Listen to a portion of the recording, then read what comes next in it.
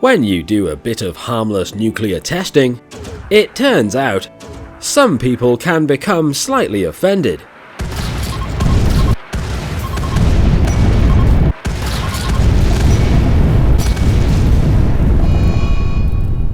I find it hard to understand why. I mean, they did get to see some pretty cool explosions before they were killed by said explosions. And sure, we might have wiped some of their colonies off the face of the planet, leaving a half-glassed radioactive hellscape in our wake, but when the Empire decided to blow up our colony, they crossed the line.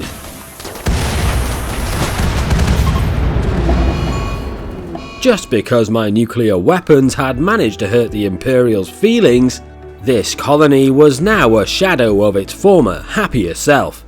With only 3 colonists managing to survive the first episode, we were left with no choice but to recruit our mutant furry slaves as colonists. It's not like we're going to give them equal rights or anything too drastic, and once we've recruited some actual people, we will probably just have them re-enslaved. Ever since the shore battery had been destroyed, our colonists lacked the basic artillery they needed to help them lob their thermonuclear shells onto the homes of their most hated foes. But what if our colonists didn't need artillery? What if they could become artillery instead? While the shells from the Nuke mod need to be fired out of a mortar or crafted into an IED, if you scroll down just a little bit on the Steam Workshop, then you might just spot something truly astonishing. Nuclear Handheld Mortars. That's right, these things exist. Capable of lobbing the same nuclear shells from the Nuke mod, these man-portable artillery pieces will basically let you turn each and every member of your colony into a self-propelled gun. When we access the machining workbench, we are given the option of crafting a launcher for each variety of nuke shell. Seeing as we still had a few dozen small nukes going spare, it made sense to start our tests with the small handheld nuclear mortar. It seemed that we had already put off repairing the colony for long enough. I've never really been the biggest fan of auto rebuild. While I won't deny that it's definitely a helpful feature, I pretty much never leave it turned on. While I can't really put my finger on it, there's just something enjoyable about taking the time to manually rebuild after a really big explosion. As Drew and Sarai powered on with rebuilding our plasteel walls, Kramer was finally done with building our first launcher. From a quick look at the stats, we could glean that it still had a fairly short range, as well as inflicting a significant movement debuff on the bearer. On top of all this, an aiming time of 5.5 seconds meant that once you lugged this gun within 40 tiles of your opponent, you wouldn't exactly be able to quick draw this artillery piece if the need ever should arise. While it only seemed fair to make Shaduk test out this potentially dangerous weapon, these handheld mortars were so heavy that they could only be carried by a person who was also wearing power armor. Which I suppose only makes sense when you consider the impracticality of lifting an entire artillery piece all by yourself. Once Shaduk was equipped with the small nuke launcher, he began to slowly make his way towards the glowing sea. In the haste of our first nuclear weapons tests, we had forgotten to test the dirty bombs even once. This left us with a large surplus of these dirty bombs going spare, so we should be able to build enough handheld dirty bomb launchers to arm the entire colony. While mortars are usually only limited by their minimum range, this one also had a limited maximum range. So while it worked a bit like a mortar, it only had a range comparable to that of a rocket launcher. Needing to get a little bit closer to the Muffalos, Shaduk was given a brief chance to see his dead mates from the Oira clan. Targeting the ground at the center of the Muffalo herd, Shaduk pulled the trigger. The resulting detonation killed everything that lived within a fairly wide area. Much to my surprise, Shaduk fired off another small nuke. evaporating any remaining traces of muffalos. I was under the impression that these launchers were single-use weapons, a bit like rocket launchers. So you can imagine how pleased I was to find out that each of these launchers carried 5 nukes.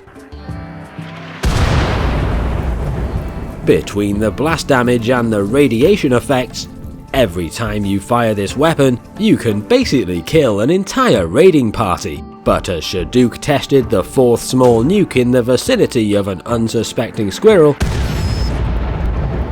on the wind, I sensed a great triggering. Emerging from the western edge of the map, a clouder of Imperial avocado boys was headed straight for the gate. With Shaduk still operating in the field, our entire colony of 5 people was mobilized at once. From this forward vantage position, Shaduk could easily lob his last mini-nuke to thoroughly preempt the approach path of the incoming hipster incursion.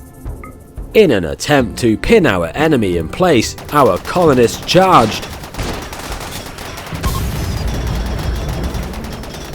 As they were preoccupied with throwing up all over each other, the rest of the colonists moved in for the kill.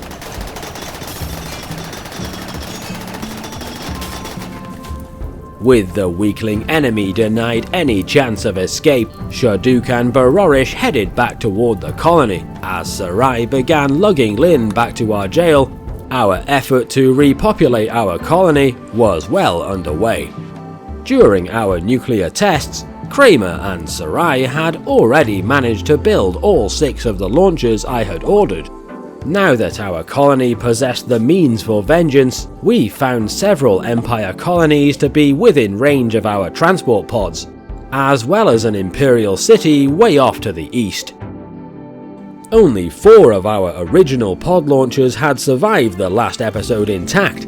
Once we were done replacing the ones that had been damaged, we installed another 20 pod launchers, giving us the ability to supply several consecutive raids into Empire territory. While we didn't need to rebuild our artillery anytime soon, we shall undo all of the damage that was inflicted by the hands of those mindless tree-hugging space Romans.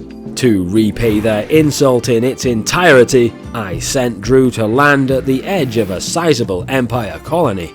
Although there were probably less than 20 inhabitants here, this place would be an intimidating target for your average raider. With layered defenses and cleverly positioned mines, any approach to the center of the colony would prove deadly. Due to the sheer weight of the handheld nuke launchers, they would have to be delivered to the field in a separate transport pod. As the Imperial mortars began to rain fire on Drew's location, she moved within striking distance of the enemy colony. Aiming her nuclear justice launcher in the general direction of an Imperial mortar crew, she took her sweet time taking aim. As far as artillery duels go, this one felt just a bit one-sided. As the dirty nuke was sent long, my Geiger counter went off the charts. While the dirty bomb didn't produce an explosion, it spread a lethal dose of radiation over a surprisingly wide area, instantly poisoning and killing even the most heavily armored opponents. The surviving Imperials from the colony began to head towards Drew's location. As they moved over the freshly irradiated ground, their advance was slowed to a crawl. With the enemy pinned in place, Drew lobbed the next dirty bomb at the enemy walls.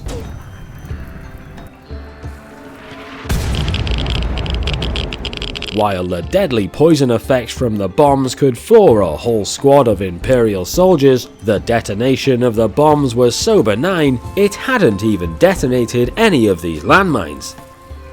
Drew was still acting on her ground attack. After only 3 dirty bomb detonations, the enemy colonists began to break and flee from their homes. But to ensure that those cowards would not escape their just punishment, we dropped in Sarai as Drew equipped herself with a bulletstorm. Moving up to the edge of the heavily irradiated ruins, we set a trap for the fleeing Imperials, so we could bring a swift and just end to their mortal suffering. Moving in to perform our noble deeds, this was for all my innocent colonists who died at the hands of the Empire's most ruthless environmental protection squad. With one Empire colony down, we were roughly 1/3 of the way to achieving our vengeance. I figured it would be a lot quicker to bring our prisoner home if we just sent everyone back in some transport pods. Our total number of prisoners was steadily rising with each passing engagement with the Empire, which was good. We want to grow this colony to about 30 to 40 colonists as quickly as we possibly can. That way, our future weapons test will be less like covert operations and more like full-fledged invasions, which would be pretty cool to see.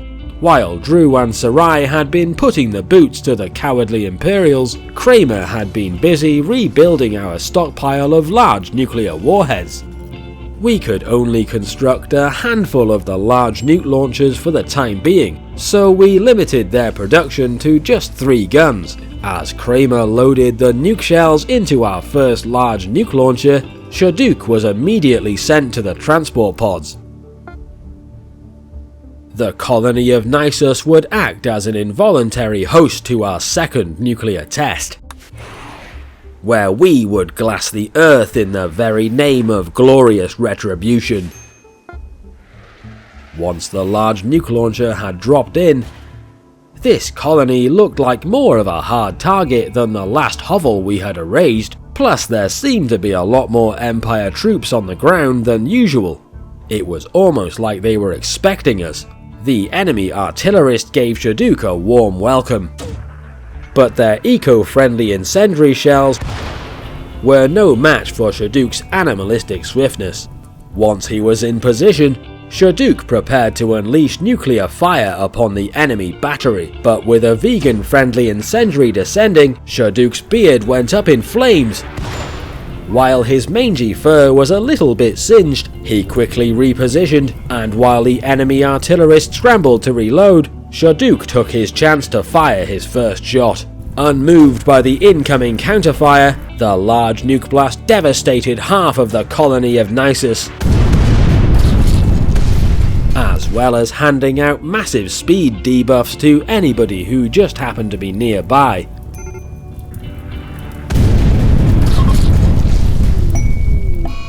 While Sergei's overshield had miraculously saved him from the second nuke blast, he and his kind could not escape the coming storm of nuclear vengeance. While Shaduk repositioned to fire, he had already come down with a nasty case of radiation poisoning. Undeterred by his life-threatening illness, he directly targeted Sergei to see if his magical overshield could save him twice. As the last of the Empire colonists were obliterated, Shaduk continued to mag-dump the enemy colony. The large nuclear blast inflicting massive levels of structural damage, as well as starting an impressive number of fires. We targeted the main building and sent the last nuke shell skywards, reducing the last of their once proud structures to little more than smouldering husks. Seeing as he was quite ill, we brought Shaduk back to base in a transport pod. But as he sat down to eat a fine meal at a table that was supposed to be just for humans, I began to worry that we were treating these things too well. Thanks to Kramer's diligent efforts, we now had access to 3 of the most powerful nuke launchers in the mod. Hungry for the last morsels of revenge, Kramer, Drew and Sarai would be set loose upon the imperial city of Toa. Drew was the first to make groundfall in an opposed landing, so she soaked up quite a few hits at first, but as our reinforcements emerged from the skies, the enemy began to bleed under the weight of all that glorious bulletstorm fire. Just as Kramer looked like she was getting rushed, we bunched up in a tight defensive position, taking cover behind some sandbags. All fire was concentrated on a single Empire soldier. With converging fields of fire like this, the Imperials were loath to come anywhere near us. Drew possessed the highest shooting skill out of all three of our colonists, so while Kramer and Sarai would wield the mighty fusion bomb launchers, Drew would be dissuading the efforts of any Imperials who tried to get in our way. They continued to come thick and fast from all directions. I had tweaked the settings on the city mod so the map would be much larger, and therefore give us access to a vast population of over 150 Imperial citizens, who will each be judged by the thermonuclear fury of what was effectively a deployable star. The Imperials made one last desperate attempt to save their homes and their people, but their efforts were ultimately in vain.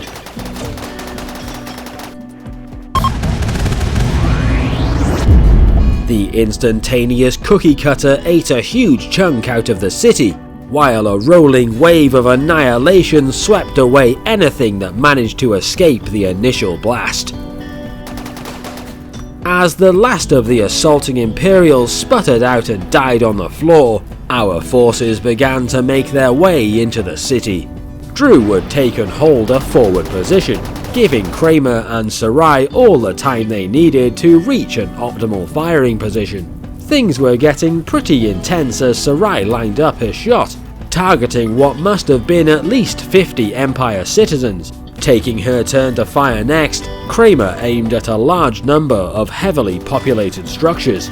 Drew fell back to the firing position, and as the first shot rang out, Ruth and Savannah were finally on their way home after a long shift at the plant, while Lou couldn't figure out why she was feeling so unwell. Was it that sandwich that she had for lunch? Her friends made sure she was okay and reassured her that everything would be fine. As they all made their way back to the office,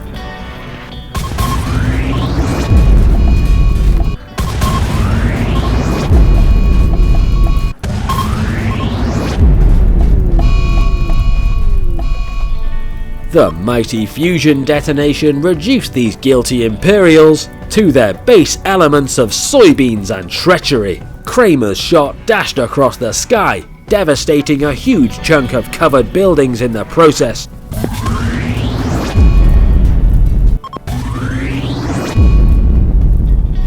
After only 3 shots from our handheld fusion bomb launchers, we had devastated roughly half of the Imperial city of Toa, which meant that things for the remaining defenders of the city were only going to get worse from here on out.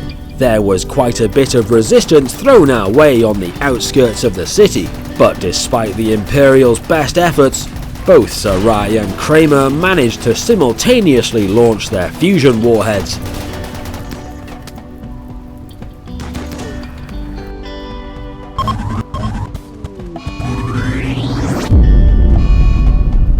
Giving us side-by-side fusion detonations.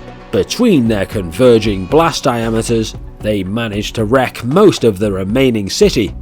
My PC did not seem to like this at all, so I had to speed up this footage considerably. Suffering under looming clouds of radioactive fallout, the last remaining pockets of resistant citizens were beginning to spread themselves thin. As they cowered in their homes and consumed facefuls of irradiated food like total morons, Drew headed west back towards the landing site, exchanging her bulletstorm for a fusion bomb launcher. The enemy sat and watched as we took up 3 different firing positions, overlooking the last sizable areas of the city that hadn't yet been flattened. We would lay down a triple fusion detonation upon the weakling enemy as they lingered in their back alleys like whipped dogs, hoping for mercy that would never come.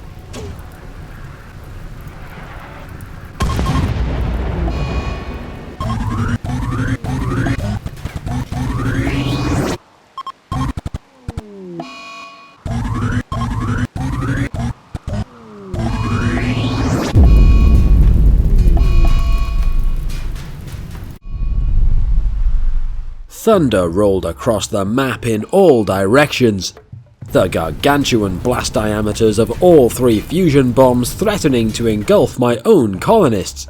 Once all the debris was catapulted into the atmosphere, the remaining city was nothing more than a shattered ruin. But seeing as there were still a few buildings left standing around the edges, Shaduk and Barorish were sent forth alongside a sizable shipment of nuke launchers. You could argue that the small nuke is a bit like a fine detail brush, whereas the fusion warhead is more akin to the fill tool. With the enemy stubbornly holding out in a few remaining strongholds, it makes more sense to assault the very edges of the enemy city with our smaller caliber nuke launchers. Shaduk and Sarai equipped themselves with mini nuke launchers, while everyone else was equipped with large nuke launchers. I figured that the fast-firing mini-nukes could soften up the enemy while pinning them in place in preparation for a salvo of 3 large nukes. While it took us a bit longer to get into position than usual, once everyone began to aim, we started to take some hits from the locals. But as it continued raining nukes, all enemy combatants were leveled by the blast wave, leaving us a potential prisoner who made the fatal mistake of trying to get up and run. The abhuman trash named Kissit was a member of the Oira clan, which basically made them Shaduk's cousin or something. The terrified Imperials tried to scurry from their burning hovels, their futile efforts rendered laughable as the last stronghold was slighted and left burning out of control. Although there were a few survivors dotted around the place, the city of Toa was finally destroyed. The final task before we were done with this place was to round up the last of the survivors and have them gently clobbered. I'm not really sure how my guys managed to fight so effectively while they were still holding what was a huge artillery piece, but somehow they made it work out in the end.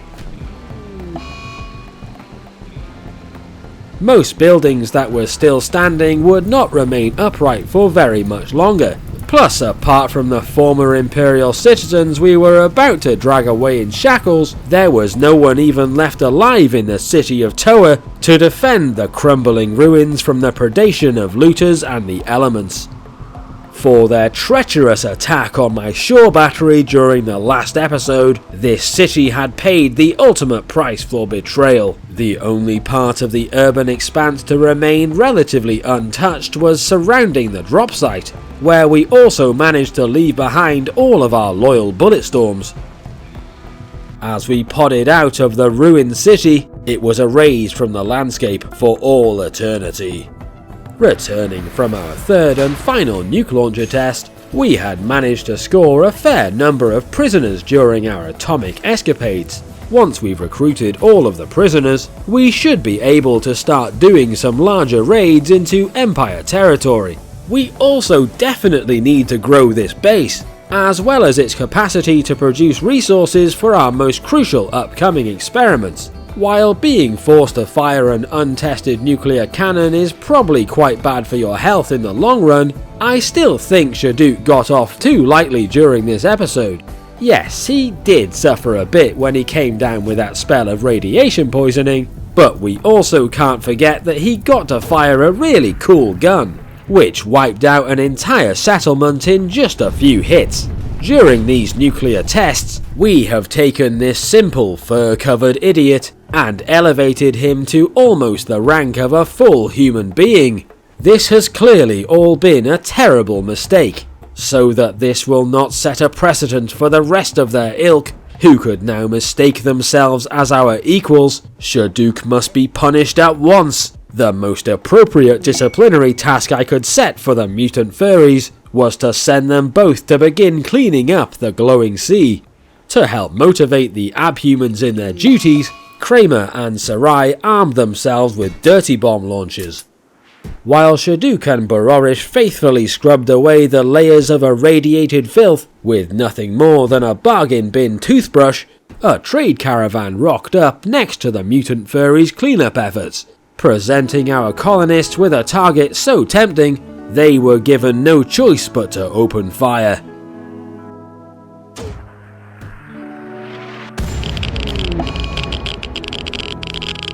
As Shaduk and Bororish fell victim to our most epic prank yet, I had to say that this was starting to turn into a literal toxic workplace environment.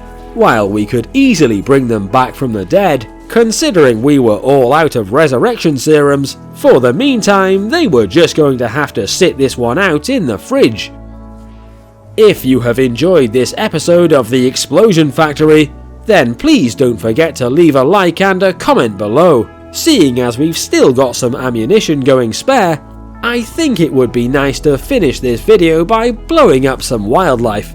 The Handheld Nuclear Mortars mod is like something out of a dream.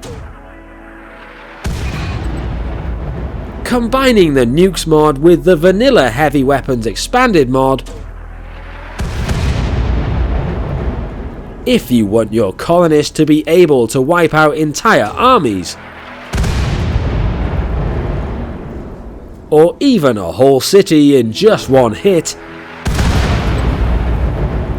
then this is the mod for you. If you would kindly assault the subscribe button with multiple fusion detonations, then that would be very helpful, especially if you're into this kind of crazy content, as we will be continuing this series, as well as making some shorter episodes at some point soon. A few people on Discord have been bugging me to make something with the same runtime as an entire film, so keep an eye on this channel for some extra long Rimworld content in the hopefully not too distant future. Head over to our Discord if you want some spoilers on what I'll be releasing next, and the link is posted in the description below.